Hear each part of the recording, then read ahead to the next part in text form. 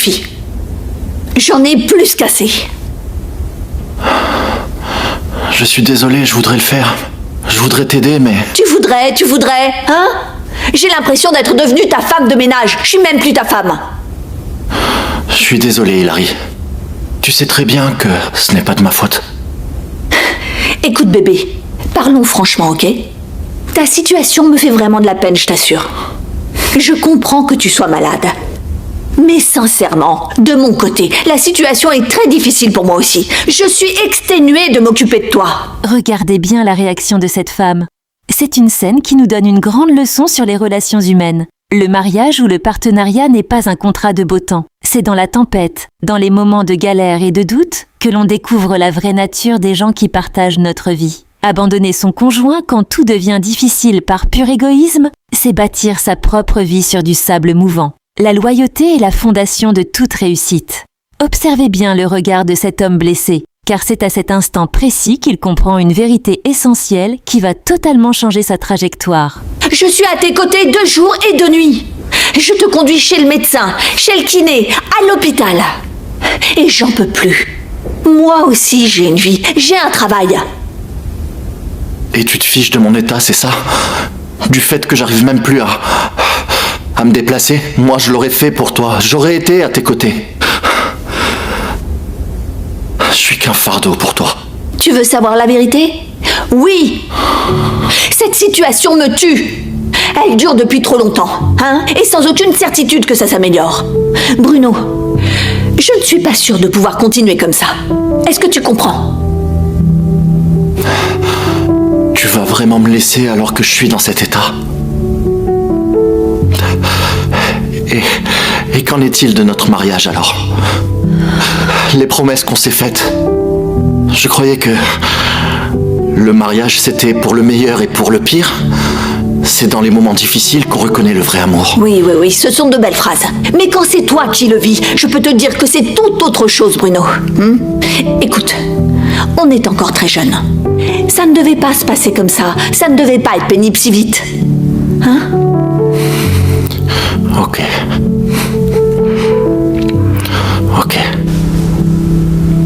Si tu veux partir, vas-y.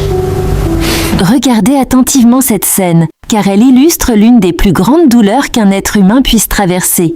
Être abandonné par la personne en qui vous aviez placé toute votre confiance, au moment précis où votre corps vous lâche, est un coup de poignard invisible. Cela nous montre une vérité implacable. Les promesses de certaines personnes ne durent que tant que votre ciel est bleu et que vos finances se portent bien. Dès que l'orage de la vie éclate, les masques tombent et la réalité se dévoile. Le mariage n'est pas un contrat de commerce où l'on s'enfuit dès que le partenaire devient moins rentable ou plus fragile. Attention! Attends un peu, je vais t'aider. Merci, c'est pas la peine. Mais je t'en prie, c'est rien. Désolée si je suis un peu directe, mais... Pourquoi est-ce que tu sors tout seul dans ton état?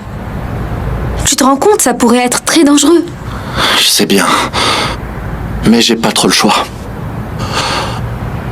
À cause de ma maladie, j'ai dû arrêter de travailler. Ça fait 1 an que je suis comme ça. Et la pension d'invalidité ne suffit pas à me payer une aide. Et... ça alors? Ah, ça... Je l'avais presque oublié. Elle m'a quitté il y a quelques mois. Apparemment, elle ne pouvait plus continuer à vivre avec moi dans mon piteux état. Je crois qu'il est grand temps que j'enlève cette bague. Je suis désolée pour toi. Ce n'est rien. Non, je suis vraiment désolée. Remarquez le geste symbolique de cet homme qui retire enfin son alliance. Ce n'est pas seulement un morceau de métal qu'il enlève, c'est le poids d'un passé douloureux qu'il accepte de laisser derrière lui.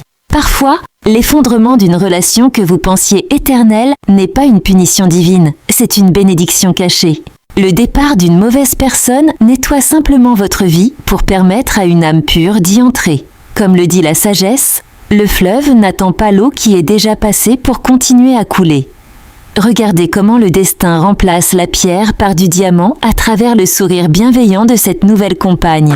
Doucement, il n'y a pas le feu. Attends. patience, c'est pas évident. Tu veux le prendre? Je t'aide? Doucement. Regarde les progrès que t'as fait. Bruno, Salut, Hilary. on dirait que tu n'es toujours pas guéri. Pour tout te dire, j'ai fait beaucoup de progrès. Le choc est total pour cette ex-femme superficielle. La plus belle et la plus noble des revanches dans cette vie, ce n'est pas de répondre par la violence ou les insultes, c'est d'atteindre le bonheur et la pleine réussite. Elle pensait le retrouver brisé, cloué au sol et mendiant son attention, mais elle le découvre debout, rayonnant et entouré d'un amour véritable. Retenez bien cette leçon de vie essentielle. Celui qui choisit délibérément de vous abandonner dans la boue et la maladie ne doit jamais obtenir le privilège de s'asseoir à votre table le jour où vous touchez les étoiles. La patience est un chemin amer, mais ses fruits sont toujours d'une douceur inégalable. C'est qui elle? Elle, c'est... Enchantée. Alexia, je suis sa femme. Sa femme? Son aide à domicile plutôt. Ou alors tu es du genre à aimer les personnes en difficulté pour jouer à l'infirmière. Je te rappelle que le mariage signifie prendre soin de l'autre. Comment tu fais pour ne pas voir la beauté dans cette situation? Tu vis au Moyen-Âge, ma chérie. Chacun doit penser à son propre bien-être. Je suis navrée pour toi. Sincèrement.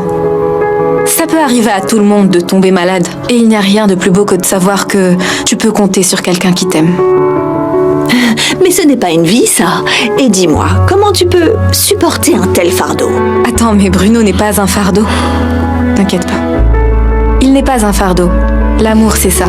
C'est dans les moments difficiles qu'on reconnaît le véritable amour, pas seulement quand tout va bien.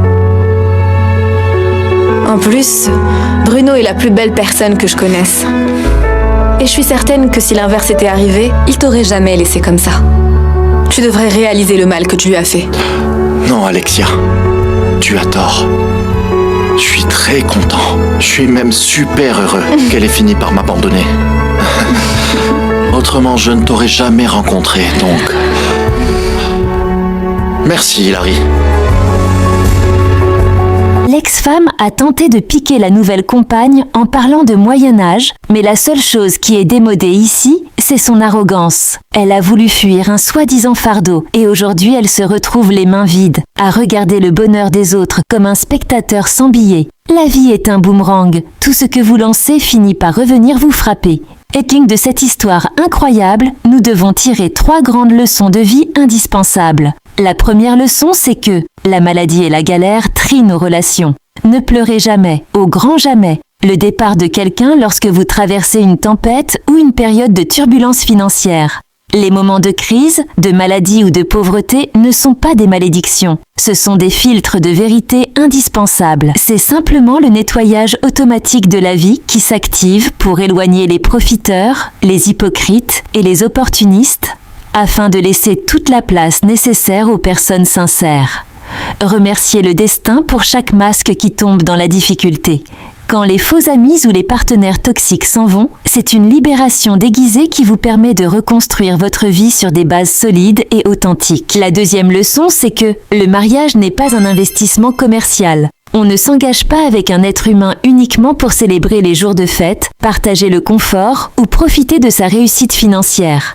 Le véritable amour et le partenariat de vie exigent de la maturité émotionnelle et une responsabilité partagée. Si vous n'êtes pas profondément prêt à être un pilier inébranlable dans les moments de faiblesse, si vous n'avez pas la force d'épauler l'autre lorsqu'il trébuche ou qu'il tombe malade, alors n'entrez pas dans sa vie pour briser son cœur. Ne venez pas gâcher l'existence des autres par pur égoïsme. La loyauté ne se négocie pas selon la météo financière ou la santé de votre conjoint. La troisième leçon, c'est que le succès est la plus propre des revanches. Face au mépris, à l'humiliation et au rejet, ne perdez jamais votre précieuse énergie à insulter, à crier ou à fomenter de basses vengeances. La colère est un poison que l'on boit en espérant que l'autre en meure.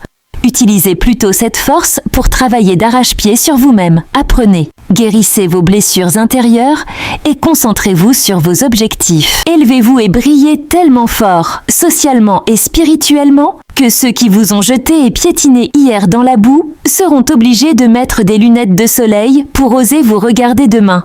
Votre bonheur et votre réussite totale sont la réponse la plus cinglante que vous puissiez offrir. Et vous ?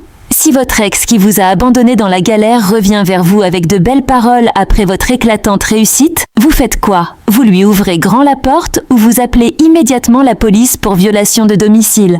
Donnez-moi vos réponses les plus folles en commentaire. Partagez massivement la vidéo pour tester la loyauté de vos amis et abonnez-vous dès maintenant pour ne rien rater des prochaines leçons.